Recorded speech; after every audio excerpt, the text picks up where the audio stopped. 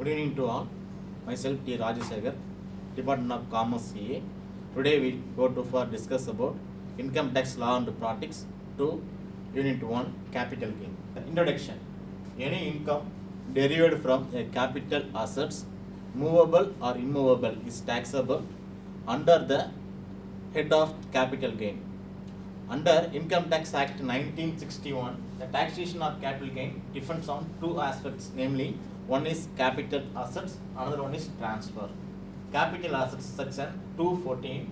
Capital assets refers to property of any kind of, whether fixed or circulating, movable or immovable, tangible or intangible, and tangible held by assessee, including property is the business or profession, but excluding non-capital assets. Capital assets include goodwill, leasehold rights, jewelry, shares, manufacturing license, etc. Then types of capital assets. There are three types of capital assets. One is financial assets, another one is depreciable assets, another one is other assets. First one is we go to for financial assets. Include shares, debentures, and securities and units of UTI, mutual funds, zero coupon funds. Financial assets divided into two types of, one is short-term capital assets, another one is long-term capital assets. Short-term capital assets, if any taxpayer has sold for capital assets within the 12 months or 1 year.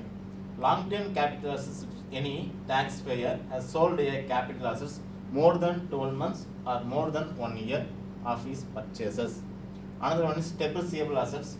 Depreciable assets, building, machinery, etc., always called short-term capital gain.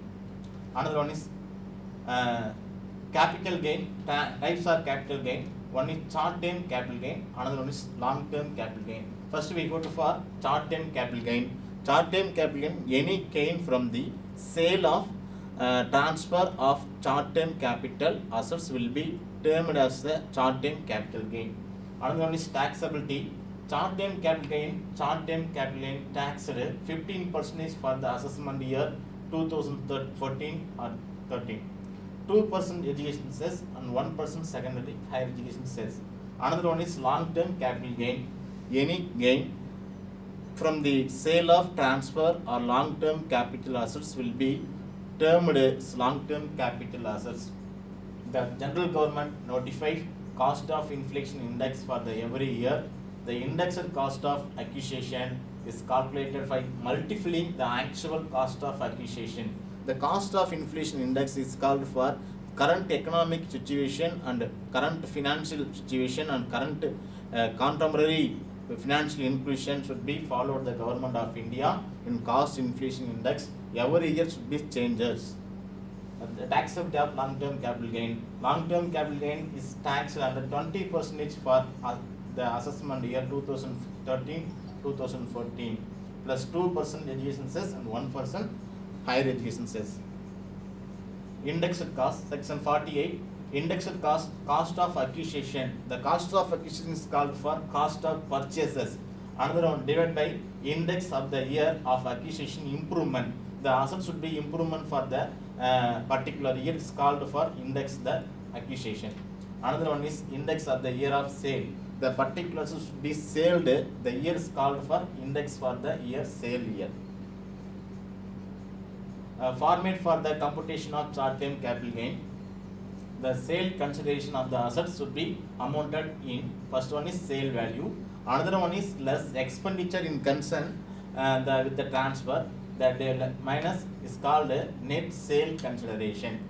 Another one is cost of acquisition of the assets divided by less cost of improvement, the finally the short-term capital gain. Exception from the capital gain under section 54B, 54D, 54G, 54GA, the finally net taxable capital gain.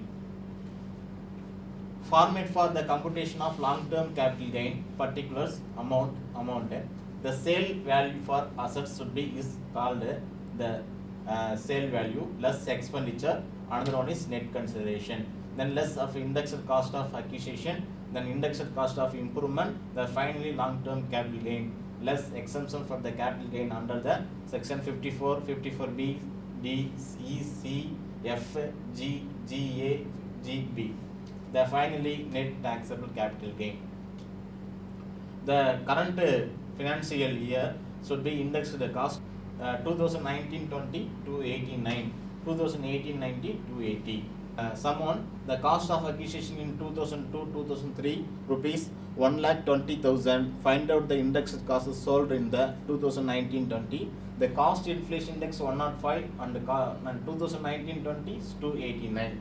The problem indexed cost of acquisition divided by cost of acquisition year of improvement in cost inflation index. The value for 1,20,000 for the cost value divided by 105 the particular year of acquisition 105 into previous year acquisition cost inflation index 289 divided by calculate 3,30,290.